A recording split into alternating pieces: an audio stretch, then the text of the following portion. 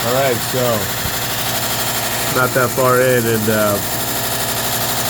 getting that noise coming out of there, not that great. And you can see the fan. I don't know if that noise is the fan. I read it might be the heat coil, but we'll find out.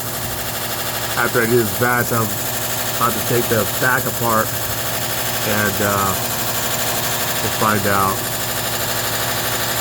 just how we can fix that maybe. Maybe something's got to get loosened or tightened or moved around.